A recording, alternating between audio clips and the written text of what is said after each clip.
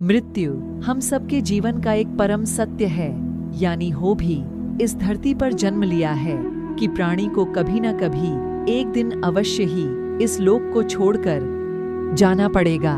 श्री कृष्ण ने भागवत गीता में कहा है कि आत्मा एक निश्चित अवधि पूर्ण होने के बाद एक शरीर को त्याग कर दूसरे शरीर धारण करने वाली तृतीय है, अर्थात जीवों का शरीर तो नश्वर होता है जबकि आत्मा अजर अमर होती है।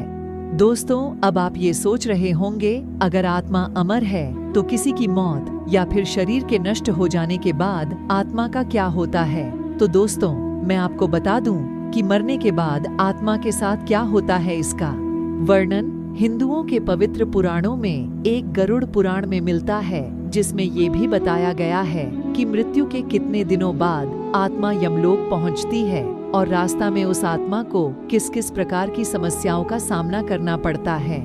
हिंदू धर्म के गरुड़ पुराण के कथा के अनुसार एक दिन भगवान विष्णु के प्रिय सेवक और उनके वाहन गरुड़ जब भगवान विष्णु से पूछते हैं कि हे श्री हरि, मैं ये जानना चाहता हूँ कि जब इंसान की मृत्यु हो जाती है तब मृत्यु के बाद उस प्राणी के साथ आत्मा का क्या होता है और उस प्राणी के जीवात्मा कितने दिन के बाद यमलोक पहुँचती है। तब भगवान विष्णु अपने वाहन गरुड़ से कहते हैं कि हे गरुड़, जब कोई जीव अपना शरीर त्याग करता है यानी उसकी मृत्यु होती है तो उस जीव की आत्मा 47 दिनों के बाद यमलोक पहुंचती है और इन 47 दिनों के अंदर उस जीव की आत्मा कई प्रकार की दुखों और यातनाओं को सहकर गुजारना पड़ता है।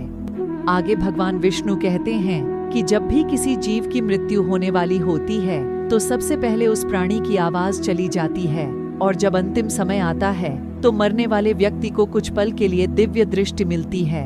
इस दिव्य दृष्टि में मनुष्य अपने जीवन में किए हुए अच्छे बुरे सभी कर्मों को और संसार को एक रूप में देख रहे हैं। लगता है उस जीव की संपूर्ण इंद्रियां शिथिल हो जाती हैं। उसके बाद मृत्यु के समय यमलोक से 2 यमदूत उन्हें लेने आते हैं। यमदूतों को देखते ही आत्मा डर जाती है और शरीर से बाहर निकलने वाला जाता है।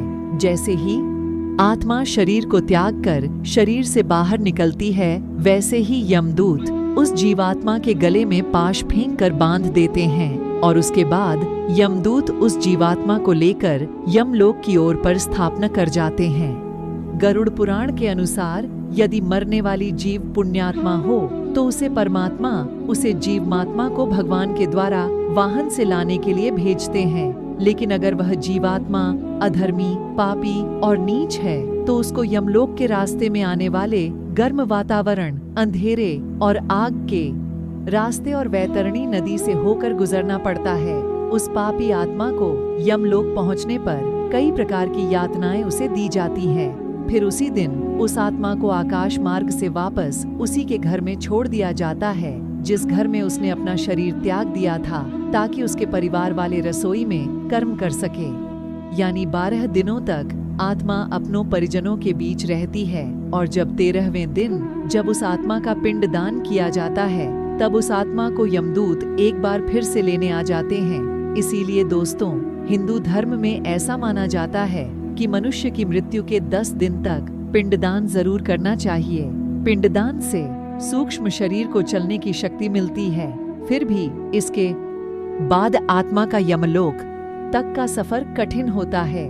उसके बाद शुरू होता है वैतरणी नदी को पार करने की यात्रा।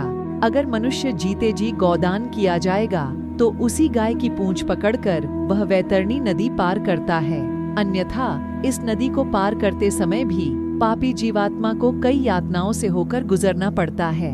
गरुड़ पुराण में वैतरणी नदी को गंगा नदी का रौद्र रूप कहा गया है। इस नदी से हमेशा आग की लपटें निकलती रहती है, जिसके कारणवश ये देखने में लाल दिखती है। इस नदी से गुजरते समय जीवात्मा को कई खतरनाक जीवों का दंश पड़ जाता है। इस नदी से गुजरते समय आत्मा को ऐसा महसूस हो रहा है जैसा माना जाता है जैसे कि कोई उसे इसमें डुबोना चाह रहा हो। वैतरणी नदी पार करते समय उसे पीव से भी गुजरना पड़ता है।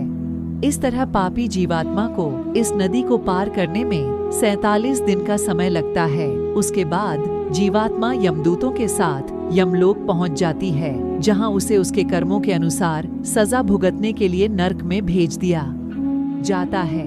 इसलिए दोस्तों, अगर आप मृत्यु के पश्चात इस तरह के कष्टों को नहीं भोगना चाहते हैं तो अपने जीवन काल में अच्छे कर्म करें, क्योंकि चाहे आप जिसके लिए भी जीवन भर बुरे कर्म करते हैं, ये याद रखिए कि मरने के बाद कष्टों को भोगने के लिए एक के साथ साथ वहां कोई नहीं होगा।